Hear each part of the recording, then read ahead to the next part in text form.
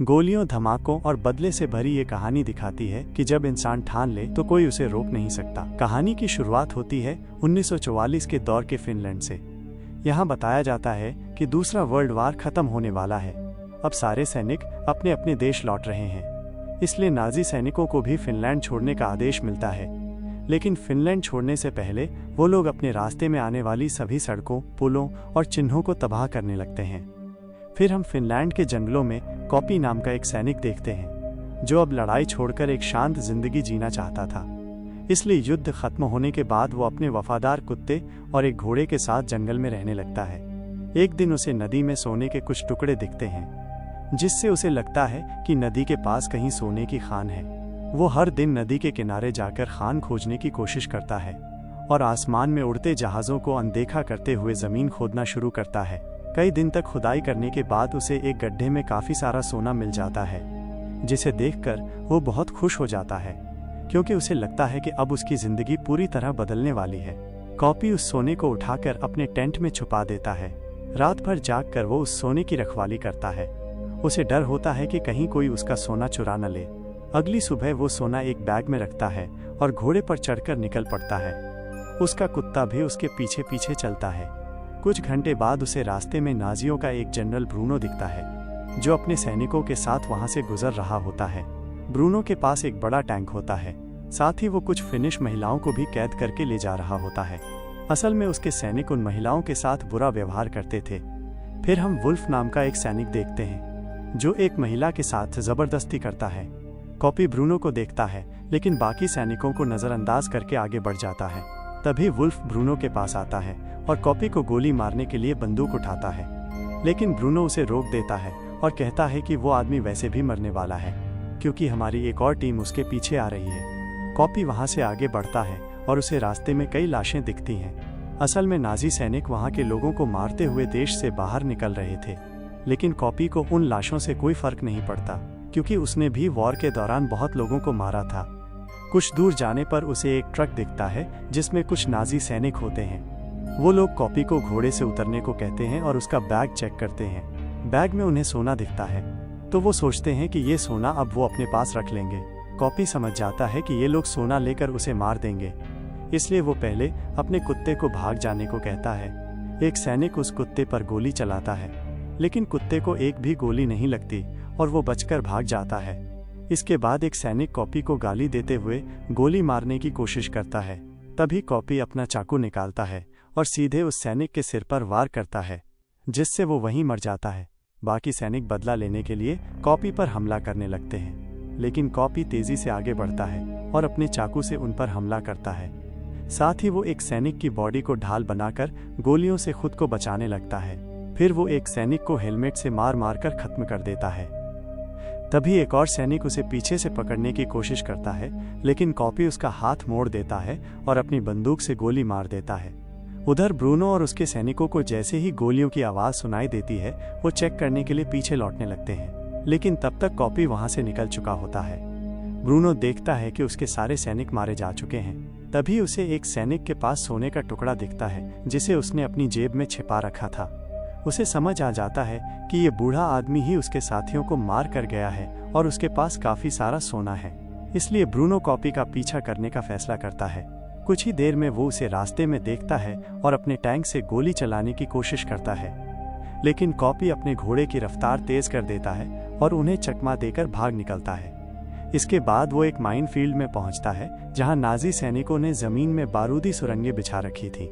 Bruno भी वहां पहुंच जाता है, लेकिन अपने आदमियों को गोली चलाने से मना करता है और हंसते हुए कहता है, अब ये बूढ़ा आदमी उड़ने वाला है।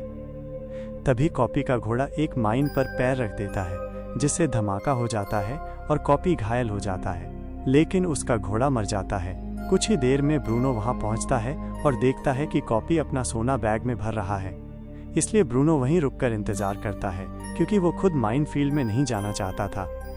जैसे ही कॉपी अपना सोना उठा लेता है, ब्रूनो अपने सैनिकों को गोली चलाने का आदेश देता है, लेकिन कॉपी पहले से तैयार रहता है। वो एक पत्थर और सोना लेकर एक माइन पर फेंकता है, जिससे धमाका होता है और वहां धुआं भर जाता है। कॉपी उस धुएं का फायदा उठाकर छिप जाता है। नाजी सैनिक धुएं में गोलियां चलाने लगते हैं, लेकिन कॉपी एक और बॉडी को ढाल बनाकर गोलियों से बच निकलता है। थोड़ी देर बाद ब्रूनो अपने एक सैनिक को कॉपी को चेक करने के लिए भेजता है, लेकिन वो गलती से माइन पर पैर रख देता है, जिससे उसकी मौत हो जाती है। ये देख ब्रूनो 2 और सैनिकों को भेजता है, लेकिन वो भी माइन पर पैर रखने की वजह से मारे जाते हैं। जब धुआं छटता है तो उन्हें पता चलता है कि कॉपी वहां से भाग चुका है। आधा बर यूनो को बहुत गुस्सा आता है और वो 2 फिनिश महिलाओं को ढाल बनाकर माइन फील्ड से गुजरने का फैसला करता है। वुल्फ सबसे डरी हुई महिलाओं में से एक को पकड़कर लाता है और उन्हें टैंक के आगे चलने को कहता है। इस दौरान ब्रूनो उस जगह की जांच करता है और उसे कॉपी के कुत्ते का टैग मिलता है। थोड़ी देर बाद सभी लोग माइन फील्ड पार करने लगते हैं। ब्रूनो कॉपी के बारे में जानकारी लेने के लिए टैंक में रखे रेडियो का इस्तेमाल करता है। तब उनका हेड ऑफिसर बताता है कि उस बूढ़े आदमी का नाम कॉपी है और कहता है कि तुम बहुत किस्मत वाले हो जो कॉपी से मिलने के बाद भी जिंदा हो, क्योंकि कॉपी वर्ल्ड वॉर का सबसे खतरनाक कमांडो था और कोई उससे दुश्मनी नहीं करना चाहता। ब्रूनो को यह भी पता चलता है कि रूस के सैनिकों ने कॉपी के पूरे परिवार को मार डाला था। इसके बाद कॉपी एक जानलेवा सैनिक बन गया और उसने अपने ऑफिसर्स की बात भी माननी छोड़ दी। तभी से ऑफिसर्स ने उसे अकेले जंगल में दुश्मनों का शिकार करने भेज दिया था और तब से लेकर अब तक वो 300 से ज्यादा रूसी सैनिकों को अकेले मार चुका है। वुल्फ आखिर में कहता है कि सबको लगता है कि कॉपी अमर है, इसलिए तुम्हें उसका पीछा नहीं करना चाहिए। लेकिन ब्रूनो को इससे जरा भी डर नहीं लगता और वो कॉपी की तलाश जारी रखता है, क्योंकि नाजी सैनिकों को युद्ध हारने के कारण सजा मिलने वाली थी और ब्रूनो चाहता था कि वो सोने की मदद से अपनी सजा से बच सके। इसलिए वो किसी भी कीमत पर कॉपी से सोना छीनना चाहता था। अब हम कॉपी को देखते हैं, जिसे रास्ते में एक जला हुआ ट्रक दिखाई देता है। वो उसके पीछे जाके छिप जाता है और अपनी जख्मों से गोलियां निकालता है, फिर अपने घाव को मिट्टी से ढक देता है। तभी उसका कुत्ता वहां आ जाता है, लेकिन क्योंकि कॉपी ने उसे दूर भागने को कहा था, वो पास नहीं आता और दूर से ही उसे देखता है। कॉपी की हालत इतनी खराब होती है कि उसकी आंख बंद हो जाती है। कुछ घंटे बाद नाजी सैनिक वहां पहुंच जाते हैं और उनकी आवाज से कॉपी की आंख खुलती है। कॉपी देखता है कि वो उसे ढूंढने के लिए कुत्तों का इस्तेमाल कर रहे हैं, इसलिए वो ट्रक के नीचे जाकर छिप जाता है। फिर वो ट्रक के फ्यूल टैंक को काट देता है ताकि पेट्रोल उसके ऊपर गिरने लगे, जिससे कुत्ते उसकी खुशबू ना पहचान सकें। इसके बाद वो नक्शा ढूंढने के लिए नया प्लान बनाने की सोचता है और वहीं रुक जाता है। तभी कॉपी वहां से भागने की कोशिश करता है, लेकिन एक कुत्ता उसे देख लेता है और भौंकने लगता है, जिससे सैनिकों को उसकी मौजूदगी का पता चल जाता है और वो उस पर गोलियां चलाने लगते हैं। लेकिन फिर भी वो किसी तरह भाग निकलता है। ये देखकर ब्रूनो अपने कुत्तों को उसका पीछा करने के लिए भेजता है। कुत्तों को डराने के लिए वो खुद को आग लगाता है और पास की झील में कूद जाता है। इसके बाद सैनिक उस पर गोलियां बरसाने लगते हैं, लेकिन ब्रूनो अपने आदमियों को रोक देता है और इंतजार करता है कि कॉपी कब झील से बाहर आता है। कॉपी काफी देर तक डर के मारे बाहर नहीं आता। जैसे ही वो बाहर आता है, सैनिक उस पर फिर गोलियां चलाने लगते हैं, जिससे वो फिर पानी में चला जाता है। तभी सैनिकों को झील में से खून नजर आता है और लगता है कि कॉपी मर चुका है। 3 सैनिक सोना निकालने के लिए एक बोट में झील के बीच पहुंचते हैं। एक सैनिक जब पानी में उतरता है, कॉपी उसे पकड़कर चाकू से मार देता है, जिससे खून ऊपर आ जाता है। ये देखकर ब्रूनो दूसरा सैनिक पानी में भेजता है, लेकिन उसे भी खून में डुबा दिया जाता है। तीसरा सैनिक डर के मारे बोट लेकर भागने लगता है, लेकिन ब्रूनो गुस्से में उसे गोली मार देता है। तभी कॉपी पानी से बाहर आता है और तीसरे सैनिक की बॉडी को ढाल बनाकर भागता है ताकि गोलियों से बच सके। ब्रूनो देखता है कि कॉपी का कुत्ता झील के किनारे खड़ा होकर रो रहा है, क्योंकि वो अपने मालिक के पास जाना चाहता है, लेकिन पानी पार नहीं कर सकता। ब्रूनो कुत्ते को देखकर अगला प्लान बनाता है। उधर कॉपी कुछ घंटे चलकर एक शहर में पहुंचता है, लेकिन वो शहर नाजियों ने पूरी तरह से तबाह कर दिया था। कॉपी बहुत थका हुआ था, इसलिए वो एक गैस स्टेशन के अंदर आराम करने चला जाता है। सोने की कोशिश करता है। उसे उस दिन की याद आती है जब उसने अपना परिवार खोया था। किसी तरह उसे नींद आ जाती है, लेकिन कुछ देर बाद जब उसे कुत्ते के भौंकने की आवाज आती है तो उसकी नींद टूट जाती है। वो अपने कुत्ते से मिलता है, लेकिन तभी उसे पता चलता है कि कुत्ते के ऊपर डायनामाइट बांधा गया है। वो फौरन डायनामाइट को दूर फेंकता है, लेकिन तभी उसमें धमाका हो जाता है, जिससे कॉपी जोर से गिर जाता है। जब उसे होश आता है तो वो देखता है कि ब्रूनो ने उसे पकड़ लिया है। न वो उससे सोना छीन लेता है और उसकी जेब में सोने का एक टुकड़ा रख देता है। फिर उसे चाकू मारने की कोशिश करता है, लेकिन कॉपी मरा नहीं होता, क्योंकि उसने अपनी को एक पत्थर पर रखकर खुद को बचा लिया होता है। इसके बाद वो दूसरा भी निकालता है और बहुत दर्द सहकर खुद को बचा लेता है। उसका कुत्ता अभी भी उसके पास बैठा इंतजार करता है। रात गुजर जाती है और सुबह होते ही एक प्लेन उसके पास लैंड करता है। प्लेन की हवा से उसकी रस्सी टूट जाती है और वो जमीन पर गिर जाता है। तभी प्लेन से 2 पायलट उतरते हैं और गैस की तलाश में लग जाते हैं। उन्हें कॉपी और उसका कुत्ता दिखते हैं। एक पायलट अपने साथी से कहता है कि उन्हें गोली मार दो, लेकिन वो ऐसा करने से डरने लगता है। मौका देखकर कॉपी पायलट के पैरों पर हमला करता है, जिससे पायलट गिर जाता है और उसका सिर पत्थर से टकरा जाता है। वो बेहोश हो जाता है। फिर दूसरा पायलट आता है। तब कॉपी उस पर ईंट से हमला करता है और मार देता है। अब कॉपी को लगता है कि उसका सोना कभी वापस नहीं मिलेगा, इसलिए वो ब्रूनो का दिया हुआ छोटा टुकड़ा जमीन में गाड़ देता है। तभी उसे दूसरा पायलट हिलता हुआ दिखाई देता है और वो समझ जाता है कि वो अभी जिंदा है। कॉपी उसी प्लेन से ब्रूनो के पास जाने का प्लान बनाता है ताकि वो अपना सोना वापस ला सके। सबसे पहले वो मेटल के टुकड़े बाहर निकालता है और उन्हें तारों से बांध देता है। ये देखकर पायलट डर जाता है। कॉपी अपने कुत्ते को वहीं छोड़ता है और प्लेन में बैठकर ब्रूनो की तलाश में निकल जाता है। दूसरी तरफ नजिस को रास्ते में एक गिरा हुआ जहाज दिखता है। वो उसे देखने के लिए जहाज के अंदर जाता है। वहां जाकर देखता है कि उस हादसे में पायलट की जान जा चुकी है। तभी वुल्फ को पायलट के गले में वही रस्सी दिखती है जो उन्होंने कॉपी को दी थी। यही देखकर वुल्फ समझ जाता है कि कॉपी अब भी जिंदा है और वापस आ चुका है। वहीं ब्रूनो को भी समझ में आ जाता है कि कॉपी बहुत ही खतरनाक है, इसलिए वो अपने आदमियों को वहां से हट जाने को कहता है।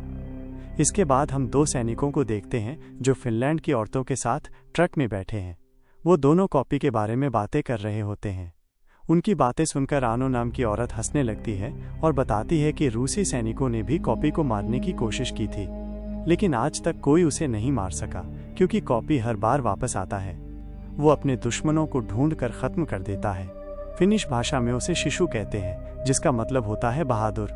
वो कहती है कि सैनिक कॉपी के हाथों मारे जाएंगे और इसी बात से खुश होती है। तभी कॉपी अचानक आता है और एक सैनिक को नीचे फेंक देता है। दूसरा सैनिक जैसे ही ट्रक से बाहर देखता है, कॉपी उसे भी बाहर खींचकर नीचे गिरा देता है, जिससे वो टैंक के नीचे आ जाता है और मर जाता है। आनो मरे हुए सैनिक का हथियार उठाने की कोशिश करती है। तभी कॉपी ट्रक के अंदर आ जाता है। वो अंदर फिनिश औरतों को देखता है और समझ जाता है कि नजिस ने इन्हें कैद कर रखा है। वो जान जाता है कि ये औरतें बेगुनाह हैं, इसलिए वो अपना हथियार उन्हें दे देता है। इसके बाद कॉपी ट्रक के ऊपर चढ़ जाता है। वो ड्राइवर को हटाकर नीचे फेंक देता है ताकि नो ट्रक चलाकर उसकी मदद कर सके। वो ट्रक को टैंक के पास ले जाती है, लेकिन टैंक में मौजूद लोगों को शक हो जाता है, इसलिए औरतें मरे हुए सैनिकों की बॉडी का इस्तेमाल करती हैं ताकि शक न हो। नो ट्रक को दूसरे ट्रक के पास ले जाती है, जहां औरतें टैंक के सैनिकों को मार देती हैं। इना ट्रक के ड्राइवर को भी गोली मार देती है, जिससे ट्रक नीचे चला जाता है। कॉपी टैंक के गेट को तोड़ने की कोशिश करता है। तभी ब्रूनो टैंक को अचानक झटका देता है, जिससे कॉपी नीचे गिर जाता है। वुल्फ उसे मारने के लिए टैंक से बाहर आता है, लेकिन कॉपी जल्दी से फिर टैंक पे चढ़ जाता है और वुल्फ से लड़ाई शुरू हो जाती है। इस दौरान दोनों नीचे गिर जाते हैं। अब टैंक के अंदर सिर्फ ब्रूनो और शूट्स नाम का सैनिक बचता है। वो अपनी जान बचाने के लिए भागने लगता है। कॉपी वुल्फ पे हमला करता है। तभी बाइक पर कुछ लोग वहां आते हैं। वो कॉपी को पहचान लेते हैं और डर कर वहां से भाग जाते हैं। कॉपी वुल्फ को जिंदा छोड़ देता है और उसकी बाइक लेकर टैंक का पीछा करने निकल पड़ता है। लोगों को लगता है कि वुल्फ को कॉपी ने छोड़ दिया है। थोड़ी देर में फिनिश औरतें वुल्फ से बदला लेने वहां आ जाती हैं। इसी बीच ब्रूनो एक पायलट से मिलता है और उसके जहाज से भागने का प्लान बनाता है। पायलट बताता है कि प्लेन में सिर्फ एक आदमी के बैठने की जगह है। इस पर ब्रूनो अपने साथी शूट को गोली मार देता है। वो प्लेन में बैठकर भाग जाता है। तभी कॉपी आ जाता है और प्लेन पर गोली चलाता है। प्लेन उड़ने ही वाला होता है। कॉपी जल्दी से प्लेन के नीचे आकर पिक एक्स से उसे पकड़ लेता है। ब्रूनो सोचता है कि कॉपी पीछे छूट गया, लेकिन कॉपी प्लेन के अंदर घुसने का रास्ता बना लेता है। वो बम रूम के फ्लोर पे पहुंचता है। ब्रूनो को प्लेन के अंदर कुछ आवाजें आती हैं। पायलट कहता है कि प्लेन पुराना है, इसलिए आवाजें आती हैं। ब्रूनो को शक होता है और वो चेक करने बम रूम जाता है। जैसे ही वो दरवाजा खोलता है, कॉपी उस पर कूद पड़ता है। दोनों में लड़ाई होती है। कॉपी काफी घायल था, इसलिए ब्रूनो भारी पड़ता है। ब्रूनो मेटल बेल्ट से हमला करता है, लेकिन कॉपी बेल्ट पकड़कर उसे बम से जोड़ देता है। बम प्लेन से नीचे गिरता है। साथ में ब्रूनो भी नीचे गिर जाता है और धमाके में मारा जाता है। कॉपी अब आराम करना चाहता था, लेकिन तभी प्लेन नीचे की ओर हिलने लगता है। कॉपी को पता चलता है कि ब्रूनो से लड़ते समय पायलट को भी गोली लग गई थी, जिससे उसकी मौत हो गई। अब कॉपी के पास कोई रास्ता नहीं बचा था। वो प्लेन को थामे रखता है और तैयार हो जाता है। थोड़ी देर बाद प्लेन दलदल में जाके गिरता है। उधर फिनिश यूनिट के लोग नाजी कैंप की ओर किसी को आते हुए देखते हैं। वो समझते हैं कि हमला होने वाला है, लेकिन बाद में उन्हें पता चलता है कि वो फिनिश औरतें हैं जो नाजी सैनिक वुल्फ को बांध कर ला रही हैं। कॉपी कीचड़ में फंसा हुआ था, लेकिन अब वो वापस आ गया है। वो अपनी पिकएक्स का इस्तेमाल करके कीचड़ से बाहर निकलता है। कुछ दिन बाद वो अपने कुत्ते के साथ हेल्सिंग शहर के एक बैंक में पहुंचता है। वहां उसे देखकर लोग डर जाते हैं, लेकिन कॉपी सीधा काउंटर पे जाता है। वो सोने के टुकड़े निकाल कर काउंटर पे रखता है और बैंक से पैसे मांगता है। और इसी के साथ ये शानदार फिल्म यहीं खत्म हो जाती है। ये कहानी हमें सिखाती है, चाहे हालात कितने भी मुश्किल क्यों ना हो, अगर इरादे मजबूत हों तो जीत पक्की है। ये तो थी सिर्फ एक कहानी, लेकिन ऐसी कई और कहानियां इंतजार कर रही हैं आपको चौंकाने के लिए। सब्सक्राइब करें और तैयार रहिए, क्योंकि अगली बार कहानी और भी गहरी होगी।